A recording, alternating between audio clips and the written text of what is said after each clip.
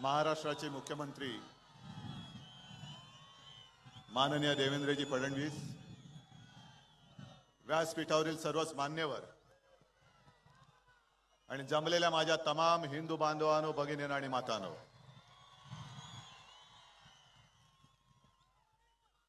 हे दृश्य अभूतपूर्व आहे। आज दुपारी अंबाबाईचं दर्शन घेतलं आणि आता मी मनापासून सांगतो की तिचंच हे विराट रूप मी इथे पाहतोय। आणि मग असं जे काही दृश्य आपण बघितलं, आपणच सगळ्यांनी ते उभं केलं होतं, हे पाहिल्यानंतर न राहून मी आपल्या समोर नतमस्तक झालोय। मी जनता जनार्दनासमोर नतमस्तक झालेलो आहे,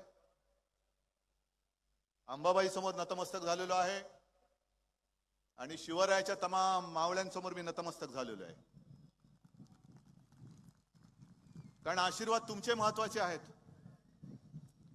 तुमचे आशीर्वाद असतील तर आणि तर पुढचं सगळं काही होऊ शकतं, आणि तुमचे आशीर्वाद जर का नसतील तर कोणी किती मोठा असू दे त्याचं काही चालू शकत नाही।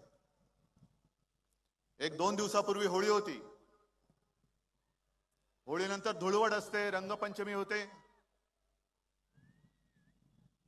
आता राजकीय धुळवड सुरू होईल, रंगपंचमी सुरू होईल, वेगवेगळे रंग उधळले जातील। पण योगायोग असा की रंगपंचमी नंतर आणि धुळवडी नंतर शिवजयंती होती, आणि त्या शिवजयंतीने आपल्याला एक संदेश दिलेला आहे की बाकीचे रंग एका बाजूला आणि माझा पवित्र भगवा हा एका बाजूला। हा पवित्र भगवा घेऊन आपण पुढे चाललेलो आहोत। मी तुमच्या सगळ्यांच्या साक्षीने मी पळवापळवी नाही करत, कारण आता ते दिवस गेले आणि खास करून भारतीय जनता पक्ष आणि शिवसेना संघर्ष करायचा होता तेव्हा दिलखुलास संघर्ष केला, तुमच्या सगळ्यांच्या साक्षीने केला, तुमच्यासाठी केला। पण आता पाठीमागून वार करणारी आपली अवलाद नाही, अजिबात नाही। वार करू तो समोरून करू, आणि पळवापळवी मला करायची नाही। आज तुमच्या सगळ्यांच्या साक्षीने मी साताऱ्यासाठी हक्काने नरेंद्र पाटलांना मागून घेतलेले आहे, कारण ते जुने दिवस मला आठवले। शिवसेना प्रमुख आणि अण्णासाहेबांचे जे काही ऋणानुबंध होते, जर का अण्णासाहेब आज असते तर महाराष्ट्राच्या राजकारणाला एक वेगळी दिशा नक्कीच मिळाली असती। एक समर्थ असं नेतृत्व होतं, आणि आम्ही त्यांचेच वारस, त्यांचा वारसा जतन करतो आहोत। आणि म्हणून मी नरेंद्र पाटलांनी एवढ्यासाठी मागून घेतलं की आपल्या सगळ्यांच्या भाषणामध्ये कोल्हापूर म्हणजे काय, कोल्हापूरचं महत्त्व, मग शाहू फुले आंबेडकर छत्रपती शिवाजी महाराज, हे काय आपल्याला शिकवायला नाही लागत, आपल्या रक्तामध्येच आहेत।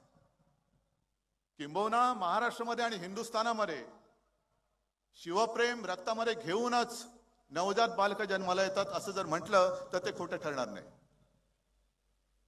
आणि ज्या शिवरायाने आपल्याला शिकवलं की सर्वसामान्य जनता, गरिबाच्या भाजीच्या देठालाही हात लागता कामा नये, शिवरायाने आपल्याला काय शिकवलं, कोणासाठी त्यांनी राज्य केलं, सामान्य माणसाला त्यांनी असामान्यत्व दिलं। आणि आज आपल्याला सगळ्यांना मिळून हेच करायचंय। एक माथाडी कामगारांचा नेता, माथाडी कामगार काय फक्त लोकांची ओझी वाढणार, माथाडी कामगारांचा नेता मला म्हणजे आपल्याला सगळ्यांना खासदार बनवून दिल्लीमध्ये पाठवायचा आहे। का नाही बनवायचा आहे, सगळ्यांबद्दल आम्हाला आदर आहे। पण शरद पवार जे बोलले होते की दुसऱ्यांच्या पोरांचे लाड मी का करू, आणि मी तेव्हा सांगितलं की पवार साहेब, तुमची परंपरा तुमच्याकडे, आमची परंपरा आमच्याकडे। जे शिवसेना प्रमुखांनी आम्हाला शिकवलं ते फक्त आपल्या स्वतःच्या पोराची लाड करण्याची वृत्ती नाही आमच्याकडे, आणि आम्ही दुसऱ्यांची पोरं किंवा दुसऱ्यांची मुलं पहिल्यांदा बघतो, त्यांची मुलं पहिल्यांदा सांभाळतो। म्हणून कुठेही गेलं तरी हा जनसागर आमच्यासाठी कधीही हाक मारा हा उसळलेलाच असतो, हा जनसागर आहे। हे काय जयंत पाटील काय म्हणायचं त्यांना म्हणू दे, कारण म्हणायचं काय हा ज्याचा त्याचा प्रश्न आहे। शिवसेना आणि भारतीय जनता पक्ष आणि त्यांची ही सभा, ही इव्हेंट आहेच। हा इव्हेंट असा तसा नाही, ही विजयाची मुहूर्त मेढ रोवणारी ही इव्हेंट आहे. पाहिजे तर येऊन बघा, तुमच्या भाग्यात असंही दृश्य कधीच असू शकत नाही, असूच शकणार नाही.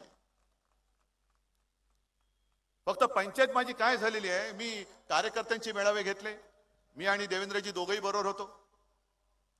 युती झाल्यानंतर बोलायचं काय हा मोठा प्रश्न पडलेला आहे. म्हणजे पहिलं भारतीय जनता पक्षाबद्दल जे काय बोलत होतो त्या मी बोललो, पण समोर शिल्लक कोण राहिले हेच आता कळत नाही. आणि म्हणून मी त्यांना नागपूरमध्ये विनंती केली होती, तीच पुन्हा तुमच्या सगळ्यांच्या साक्षीने करतो की देवेंद्रजी एकच काम करा, कृपा करून पवार साहेबांना काही तुमच्या भाजपात घेऊ नका. याचं कारण असं की एक तर काय लायकीची माणसं आहेत आपल्याला सगळ्यांना माहिती आहे. आयुष्य संपूर्ण यांचं महाराष्ट्राला खड्ड्यात घालण्यामध्ये गेलं. आज कुठेतरी महाराष्ट्र आणि संपूर्ण देश उभा राहतोय, आणि तो उभा राहत असताना ही अशी पापा आपल्या दारामध्ये नको. त्यांना त्यांची जागा या जनतेने दाखवलेली आहे, आणि मला स्वतःला खात्री आहे हा आशीर्वाद मला मिळाल्यानंतर कोल्हापूरचे दोन्ही, त्याच्यानंतर सांगली, सातारा, संपूर्ण भगव्याची रांगच्या रांग खासदारांची उद्या इथून दिल्लीला जाणार आहे. सगळे जाणार आहेत. संजय जाणार आहे, धैर्यशील आहेत, संजय काका आहेत, नरेंद्र आहेत, आणि हा तर माझा भगव्याचा बालेकिल्ला आहे. होय, हा हिंदुत्ववाद्यांचा बालेकिल्ला आहे. मी तुम्हाला सगळ्यांना विचारतो, अरे तुम्हाला असं कधी वाटलं नाही का रे, एवढं हिंदुत्व आपल्या रक्तामध्ये भिनलेलं असताना, हा भगवा इकडे आपल्या हातामध्ये घेऊन फडकवत असताना, हाच भगवा घेणारा माझा खासदार तिकडे दिल्लीत पाठवा असं कधी तुम्हाला वाटलं नाही? संपूर्ण राज्य आम्ही जिंकण्याची गोष्ट करत असताना नव्हे, गेल्या वेळेला सुद्धा ते जिंकलंच होतं. दुपारी मी जेव्हा मंदिरातून बाहेर पडलो तेव्हा पत्रकार मला विचारत होते की काय मागितलं आईकडे. मी म्हटलं एकच मागितलं की तुझ्या आशीर्वाद घेऊन शुभ कार्याला सुरुवात करतोय. पहिलं मला कोल्हापूर मधला तुझ्या हक्काचा भगवा घेतलेला खासदार दोन्ही हे या वेळेला मला दिल्लीमध्ये पाहिजे म्हणजे पाहिजेतच. हा आशीर्वाद नव्हे, हा माझा हट्ट आहे, आणि हा हट्ट मला खात्री आहे मनापासून चांगलं जर मागितलं तर देवी पावते, आणि मला पावल्याशिवाय राहणार नाही. मगाशी तुम्ही जे काही दृश्य उभं केलं, हा मी मानतो आम्हाला मिळालेला कौल आहे. हा कौल आहे, ही अंधश्रद्धा नाही, कारण स्वतःच्या डोळ्यांनी बघितलेले दृश्य आहे. अंधश्रद्धा निर्मूलन हा एक वेगळा भाग आहे, पण जिवंत दृश्य मला जे दिसतंय त्याच्यावरती जर का मी विश्वास ठेवणार नसेल तर डोळे असून नसलेला दृष्टीहीन मी आहे. एक काळ असा होता की जेव्हा आपलं पटत नव्हतं त्यावेळेला काँग्रेस असेल आणि राष्ट्रवादी असेल, काय होत आला होता, संपूर्ण राज्यामध्ये संघर्ष यात्रा काढल्या होत्या. आणि ज्या क्षणाला युती झाली, जसा टायर पंक्चर होतो तसा पंक्चर झालेला टायर कुठे पडला तेच कळत नाहीये. बरं, आता त्यांचा स्वतःचा पक्ष शिल्लक राहतोय की नाही अशी त्यांना एक चिंता पडलेली आहे. गिरीश महाजन दिसले का दागदुख होते त्यांना.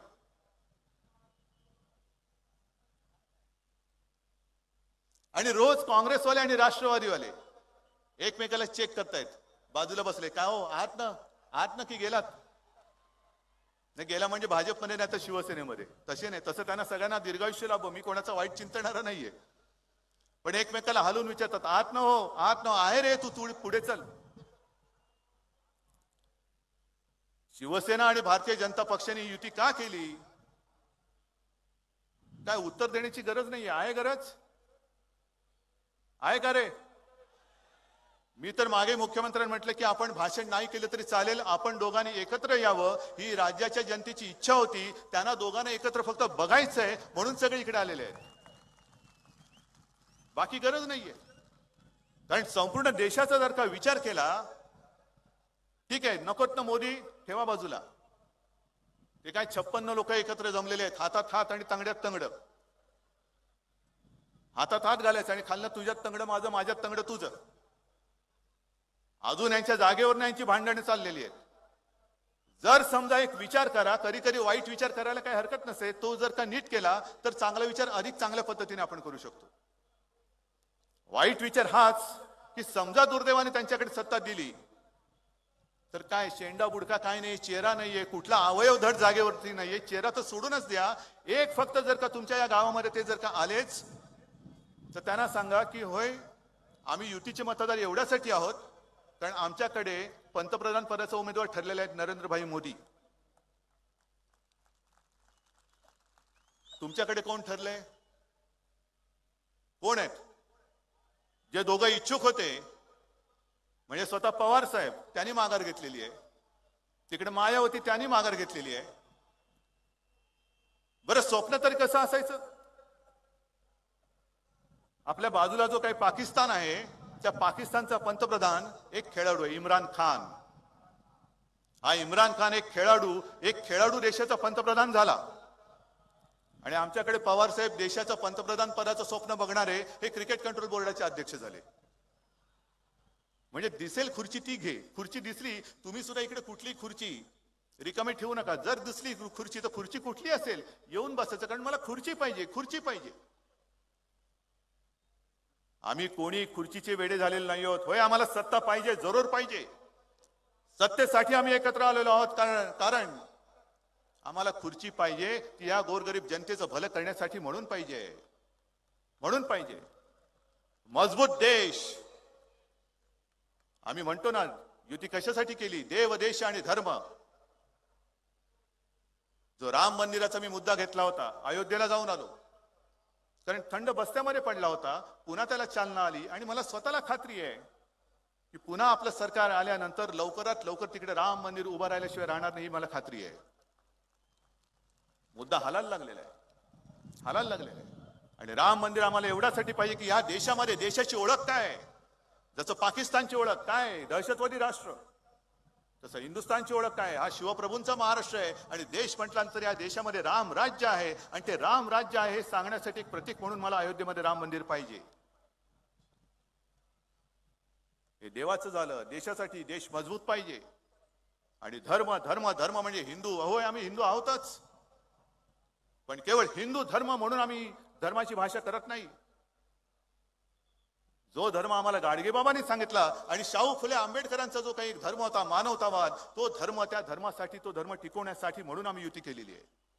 मग गोरगरिबांना घर असेल, त्यांना नोकऱ्या असतील, रोजीरोटी असेल, अनेक अशा गोष्टी आहेत त्या करण्यासाठी म्हणून आम्ही ही युती केलेली आहे. आणि देवेंद्रजी, तुम्ही म्हणालात की विरोधी पक्ष सर्जिकल स्ट्राईकचा पुरावा मागतायत. मध्यंतरी स्वतः शरद पवार बोलले होते की सर्जिकल स्ट्राईकचा सल्ला मीच दिला होता. म्हणजे एक तरी माणूस आम्हाला मिळाला की आमच्या यांच्याकडे पुरावा आहे.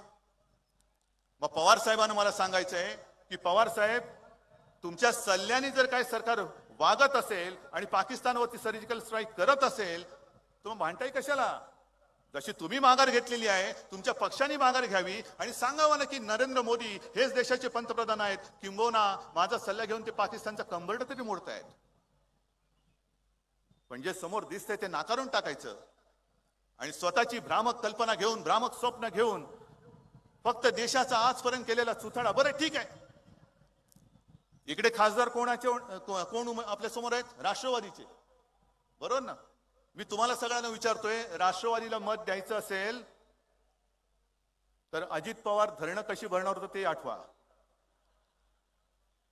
अशी धरणं भरून पाहिजेत, हवेत का?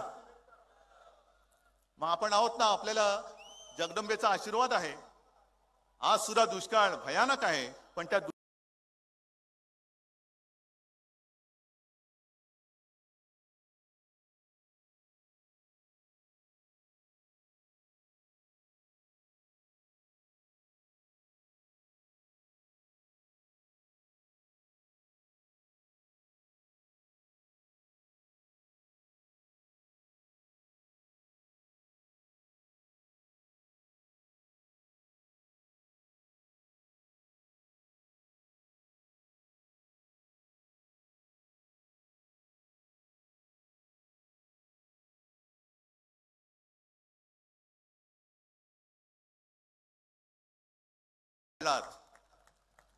तुम्ही तो पार पाडलात.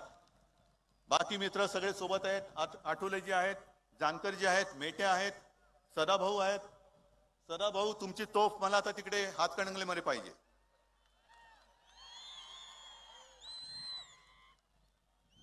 तुम्ही आहात ना रे सगळे? या वेळेला दोन्हीकडे भगवा म्हणजे भगवाच तिकडे फडकला पाहिजे. दुसरं कोणतेही फडकं फडकता कामा नये, अजिबात फडकता कामा नये. जर आपण कोल्हापूर पासून प्रचाराची सुरुवात केली असेल आणि शिवरायाचं नाव घेऊन जर का आपण पुढे जाणार असू तर भगवा केवळ नावाला असता कामा नये, तर तो भगवा आपल्या हृदयातला भगवा हा विधानसभेवरती आणि लोकसभेवरती सुद्धा फडकला पाहिजे. आणि म्हणून बांधवांनो आणि भगिनीनो, मला कल्पना आहे की एवढं मोठं मैदान, आता मला प्रश्न असा पडलाय, मी दादांना विचारलं की दादा आता कोल्हापूरमध्ये याच्यापेक्षा मोठं मैदान कोणतं? ते म्हणाले आता मैदानच नाही. आणि हे मैदान जर का आपल्या या युतीच्या कार्यकर्त्यांनी व्यापल्यानंतर मी विरोधी पक्षाला आव्हान काय देऊ की या आता मैदानामध्ये जागाच नाही शिल्लक, जागाच नाही शिल्लक. त्यांना सांगतो तुम्ही कुंपणावरती बसा आणि हा आमचा विजय मेळावा जो आहे तो तुम्ही सुद्धा जरा मजा घ्या, त्याची कसा विजय असतो तो बघा. म्हणून मी पुन्हा एकदा या खरंच अंबाबाईच्या विराट दर्शनाला नतमस्तक होऊन एवढंच मागेन की आम्ही जे काही करतो आहोत ते इमाने इतबारे करतो आहोत, केवळ आणि केवळ तुमच्यासाठी करतो आहोत.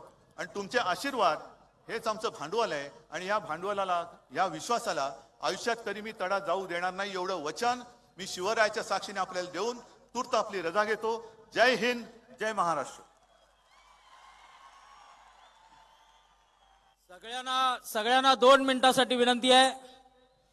राष्ट्रनायक नरेंद्र मोदी यांच्यावर प्रेरणा गीत या ठिकाणी प्रचाराचं साहित्य म्हणून आपण तयार केलेलं आहे. मी माननीय मुख्यमंत्री आणि उद्धवजी ठाकरे यांना विनंती करतो, हे प्रेरणा गीत आपण प्रकाशन करावं आणि त्याच वेळेला देशाचे पंतप्रधान नरेंद्र मोदी यांना फिर एक बार आणि या गाण्याच्या बरोबर पुन्हा एकदा मगाशी आपण ज्या पद्धतीने क्रांतीची मशाल पेटवलेली होती त्या गाण्याच्या धुनीवर आपण ही मशाल पेटवावी, अशा पद्धतीची आपल्याला विनंती करतो. आपण हे प्रेरणा गीत या ठिकाणी सुरू करावं.